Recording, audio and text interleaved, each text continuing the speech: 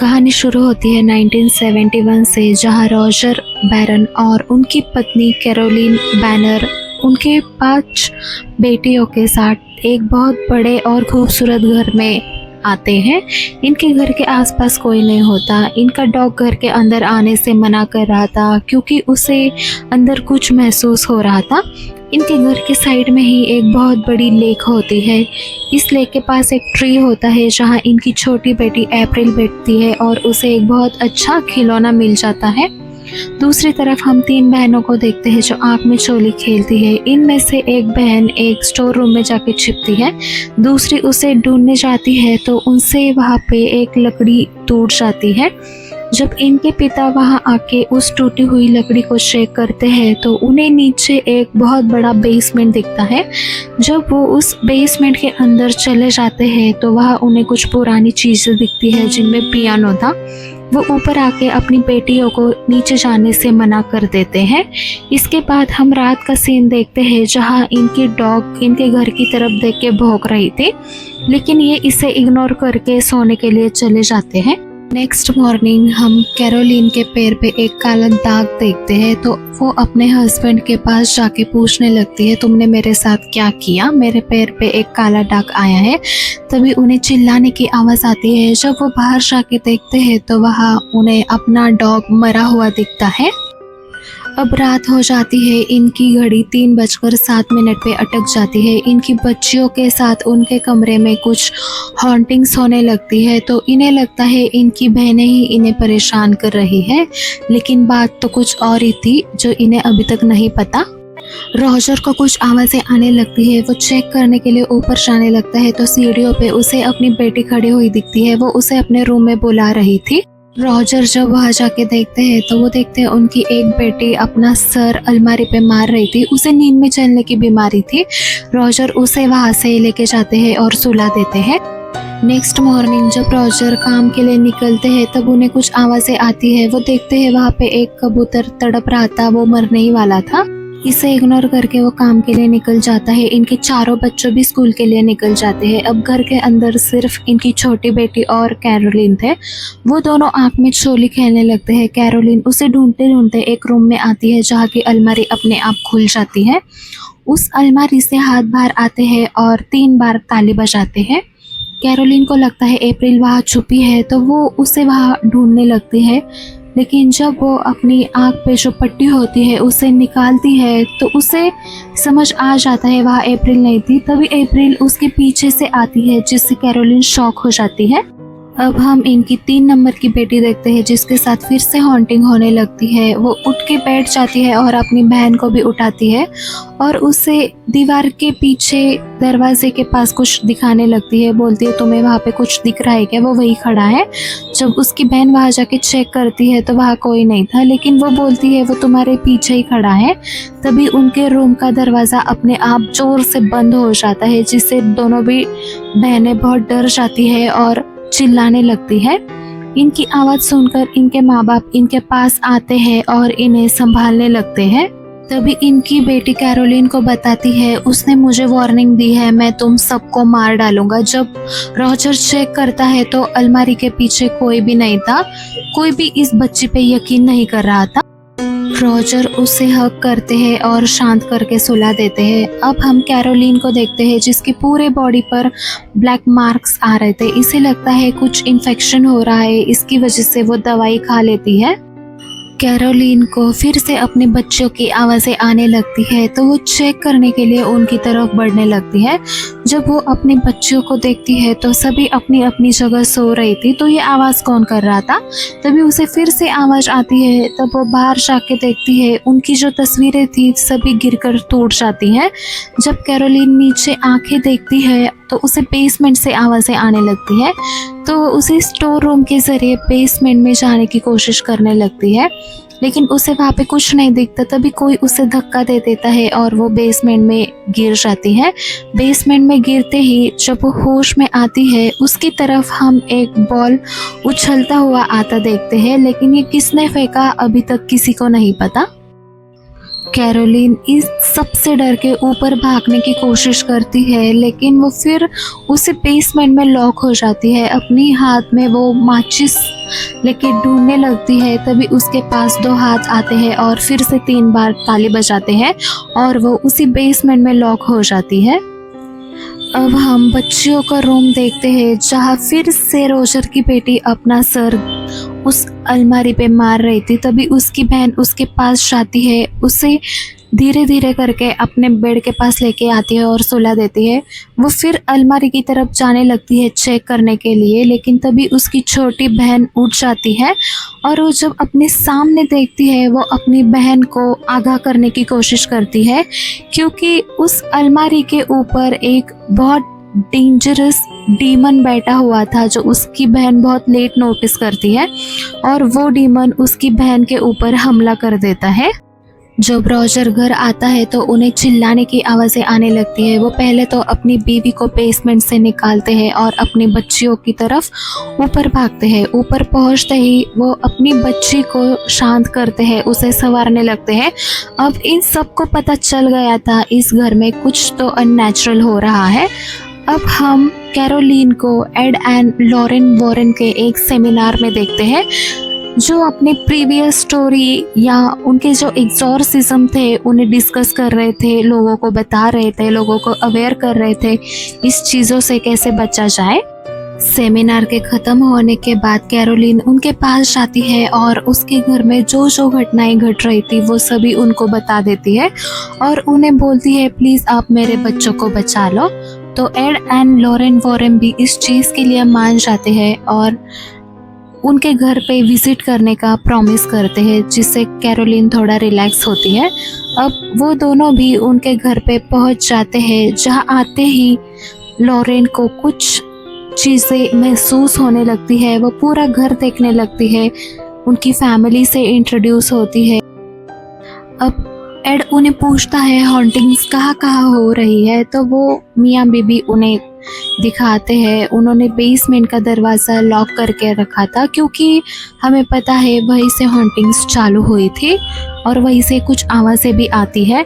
अब वो ऊपर के रूम्स में जाने लगते हैं, जहाँ लॉरेन इनकी फैमिली फ़ोटो देख के बहुत खुश हो जाती है। अब वो उसी अलमारी वाले रूम को चेक करते हैं और इसके बाद वो सीधा बेसमेंट की तरफ निकल जाते हैं। बेसमेंट में जाते ही लॉरेन अपनी शक्तियों से पता करती है इस घर में बहुत कुछ बुरा हुआ था, अपने पति को भी बता देती है। अब एड कुछ रिकॉर्डिंग्स चालू करता है और वो कैरोलिन से भी बोलने लगता है जो जो हुआ है वो सब इसमें बताओ। दूसरी तरफ लॉरेन अप्रैल के साथ होती है, तो अप्रैल उससे बताती है इस घर में मेरा एक दोस्त है और उसे वही खिलौना दिखाती है और बोलती है वो उसके अंदर रहता है और सिर्फ मुझे दिखता है। जब लॉरेन वो खिलौना घुमा के देखने लगती है तो उसे भी वो छोटे बच्चे की आत्मा दिखाई देती है, लेकिन जैसे ही वो पीछे मुड़ के देखती है वो आत्मा वहाँ से गायब थी। अब लॉरेन लेक की तरफ आती है, जहाँ वो बड़ा सा पेड़ था। लॉरेन के पीछे पीछे एड भी वहाँ आता है। एड से बात करने के लिए लॉरेन जैसे ही पीछे मुड़ के देखती है, उसे एड के कंधों के पास भूतिया पैर दिखते हैं, जिससे वो थोड़ी सी घबरा जाती है और उसे चक्कर आने लगते हैं, लेकिन एड उसे संभाल लेते हैं। अब ये दोनों घर के अंदर आके रॉजर और उसकी बीवी कैरोलिन को सब बताने लगते हैं। इस घर में एक आत्मा नहीं बल्कि कई सारी आत्माएं हैं, लेकिन इन सब में एक आत्मा बहुत डेंजरस है, जो कि लॉरेन को दिखा रही थी, या फिर उस आत्मा को लॉरेन और एड का यहाँ आना पसंद नहीं आया था। लॉरेन ने घर में पैर रखते ही उस आत्मा की परछाइयाँ इनके पीछे और इनके बच्चों के पीछे देख ली थी। अब वो बताते हैं हमें झाड़ फूक करना होगा, क्योंकि ये आत्मा तुम्हारी फैमिली से जुड़ चुकी है, तुम कहीं भी जाओ ये तुम्हारे पीछे ही आएगी। अब हम वॉरेन्स को उनके घर पे देखते हैं, जहाँ एड लॉरेन को बताते हैं इस वॉइस रिकॉर्डर में सिर्फ मेरी ही आवाज़ रिकॉर्ड हुई है, कैरोलिन की एक भी चीज़ या एक भी वर्ड इसके अंदर कैप्चर नहीं हुआ। तभी लॉरेन एड को सब बताने लगती है, उस घर की हिस्ट्री बताने लगती है, जहाँ मल्टीपल लोगों को मारा था, या तो उनका मर्डर हुआ था या फिर उन लोगों ने सुसाइड किया था। इन मरे हुए लोगों में से एक माँ और बेटे की जोड़ी भी होती है। माँ ने डीमन की कंट्रोल में आके अपने ही छोटे बच्चे का सैक्रिफाइस किया था और यही बच्चा अप्रैल को दिखता है। जब ये दोनों ये डिस्कस ही कर रहे थे तभी उनका वॉइस रिकॉर्डर अपने आप चालू हो जाता है और उसमें से चिल्लाने की आवाज़ें आने लगती है। इनके टेबल पे जो घड़ी होती है वो भी ठीक 3:07 पे बंद हो जाती है, जो ये दोनों नोटिस नहीं करते। अगले दिन वो अपना सारा स्टाफ लेके इक्विपमेंट लेके रॉजर के घर पहुंच जाते हैं। इनके साथ एक पुलिस ऑफिसर भी होता है ताकि कुछ अगर हादसा हो तो पुलिस वहाँ पे प्रेजेंट हो। अब एड इनके सभी कमरों में, हॉल में, बेसमेंट के दरवाजे के सामने, बेडरूम्स में अपने कैमरास और स्पीकर्स लगा देते हैं। इनके साथ कुछ होली चीज़ें भी होती है जो इन्होंने प्रोटेक्शन के लिए दरवाज़ों पे लगाई थी। घर में सभी जगह लगाने के बाद वो सब लेक की तरफ लेके आते हैं कैमरा और स्पीकर। तो रोजर उन्हें पूछता है यहाँ क्यों लगा रहे हो, यहाँ क्या प्रॉब्लम है। तो फिर एड बता देते हैं तुम जहाँ खड़े हो उस जगह पे एक औरत ने फांसी लगाकर खुद को ख़त्म कर दिया। ये सुन के वो शॉक हो जाता है। अब वो रिकॉर्डिंग्स में कुछ कैप्चर हुआ है या नहीं वो चेक करने लगते हैं, सुनने लगते हैं। लेकिन पहली रात होती है तो कैमरों में भी कुछ रिकॉर्ड नहीं होता और उन्हें कुछ सुनाई भी नहीं देता। एड अपने साथ कुछ होली चीज़ें भी लाया था, होली वाटर और कुछ क्रॉस। अब एड उन सभी क्रॉस को एक एक जगह पे रखने लगता है अपनी सेफ्टी के लिए, इस पूरी फैमिली को बचाने के लिए, क्योंकि उनका इंटेंशन भी अच्छा ही होता है, वो भी भगवान में ही मान रहे थे। तभी उन्हें कुछ आवाज़ें आने लगती है तो वो बेसमेंट की तरफ भागने लगते हैं। बेसमेंट का दरवाज़ा अपने आप धीरे धीरे करके खुलने लगता है और कैमरा भी फ़ोटो खींचने लगता है। तभी एड एंड लोरेन बेसमेंट में जाने के लिए रेडी हो जाते हैं। उनके साथ कुछ उनके स्पेशल इक्विपमेंट भी होते हैं। बेसमेंट में जाते ही लोरेन को अजीब फील होने लगता है, लेकिन उन्हें वहाँ पे कुछ भी सस्पिशियस नहीं दिखता क्योंकि ये नीचे आते ही वो शैतान वहाँ से भाग गया था। जब वो ऊपर आने लगते हैं तो पीछे से कोई उस पियानो को बजा देता है और हमें पता है ये सब वो शैतान ही कर रहा था, लेकिन वो दोनों इस चीज़ को इग्नोर करते हैं और ऊपर की तरफ चले आते हैं। नेक्स्ट मॉर्निंग लोरेन काले बादल छाए हुए देखती है और बहुत बड़ी आंधी तूफान भी आती है, जिससे उन्हें पता चल जाता है कुछ बहुत बड़ा होने वाला है। तभी वो कैरोलिन के खिड़की पे किसी को नोटिस करती है और उसे देखने के लिए ऊपर भागती है। दूसरी तरफ कैरोलिन अपने रूम में सो रही थी। उसके हाथों पर हम उस निशानों को बढ़ता हुआ देखते हैं जो दिन ब दिन और ज़्यादा काले हो रहे थे। तभी वो डीमन कैरोलिन के ऊपर आता है और उसमें अपनी जान फूंक देता है। कैरोलिन को ये सपना लग रहा था, लेकिन दूसरी तरफ लोरेन बाहर आती है, दरवाज़ा खटखटाती है तो कैरोलिन भी दरवाज़ा खोलती है और उसे बताती है कुछ नहीं, मैं नींद में ये सब देख रही थी। अब हम इनके साथ आए हुए पुलिस वाले को देखते हैं जो किचन में कॉफ़ी बनाने के लिए जा रहा था। तभी उस पर एक घोस्ट हमला कर देता है। वो पुलिस वाला ज़ोर ज़ोर से चिल्लाने लगता है तो बाकी सभी लोग वहाँ आते हैं। एड सभी जगह चेक करता है लेकिन उन्हें वहाँ पे कुछ भी नहीं दिखता, वो वहाँ से चली गई थी। दूसरी तरफ हम अप्रैल को देखते हैं जो कहीं ऊपर जा रही थी और कैमरा भी फ्लैश करने लगता है। एड उसके पीछे जाने से मना करता है क्योंकि इन्हें प्रूफ चाहिए थे जॉर्ज को दिखाने के लिए। एड बताता है वो अकेली नहीं है, उसके साथ कोई और है। जब अप्रैल अपने रूम में जाती है तो दरवाज़ा अपने आप बंद हो जाता है। ये सब उसे बचाने के लिए उसके पीछे भागते हैं। लॉरेन उस रूम की चीज़ें सुनने लगती है तो उन्हें सुनाई देता है उस रूम में अप्रैल के साथ दूसरा एक छोटा बच्चा भी है जो उसके साथ खेल रहा है। तभी ये लोग दरवाज़ा तोड़ के अंदर चले आते हैं लेकिन उन्हें अप्रैल कहीं भी दिखाई नहीं दे रही थी। तभी एड को अलमारी से कुछ आवाज़ें आने लगती है। जब वो खोल के देखते हैं तो वहाँ पे एक छोटा स्पेस था। अंदर देखते ही उन्हें अप्रैल बेहोश दिखाई देती है। वो उसे केयरफुली बाहर लाते हैं और उस रूम से लेके चले जाते हैं। इसके बाद लोरेन को कुछ डाउट आने लगता है तो वो उसी पतली गली में चली जाती है। वहाँ जाके वो कुछ चीज़ें देखती है और कुछ मिसिंग भी होती है। उसे वहाँ पे एक फांसी का फंदा भी दिखाई देता है। तभी वहाँ की लकड़ी टूट जाती है और लोरेन फिसलती हुई बेसमेंट में आके गिरती है। जब वो बेसमेंट में गिर के होश में आती है, आजू बाजू देखती है तो उसे वहाँ कोई नहीं दिखता, लेकिन नेक्स्ट मोमेंट ही उसके पास हम एक भयानक फीमेल घोस्ट को देखते हैं जो गायब हो जाती है। तभी वहाँ पे एक दूसरा भूत भी उसे दिखता है।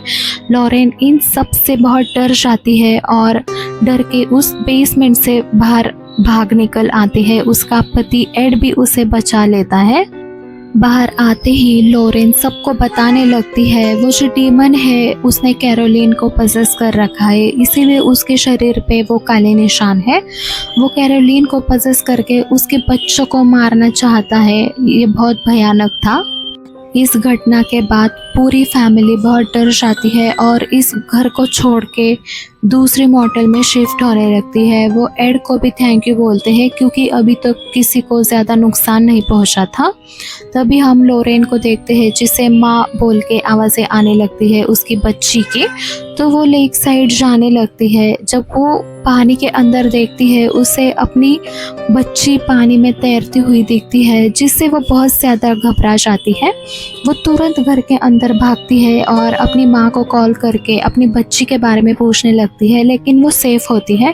तभी वो अपने पति को बोलती है ये वार्निंग थी, मुझे पता है वो ये सब रोकना चाहते हैं, ऐसा बोल के अपने पति को हक कर लेती है और ये बिल्कुल सही था। नेक्स्ट मोमेंट ही लोरेन और एड की बेटी को वही डीमन सताने लगता है, उसके साथ हॉन्टिंग्स करने लगता है। वो छोटी सी बच्ची होने के कारण बहुत ज़्यादा डर जाती है। उसे एक रूम के अंदर ही लॉक कर देता है। उसकी दादी दरवाज़ा खोलने का ट्राई करती है लेकिन नहीं खुलता।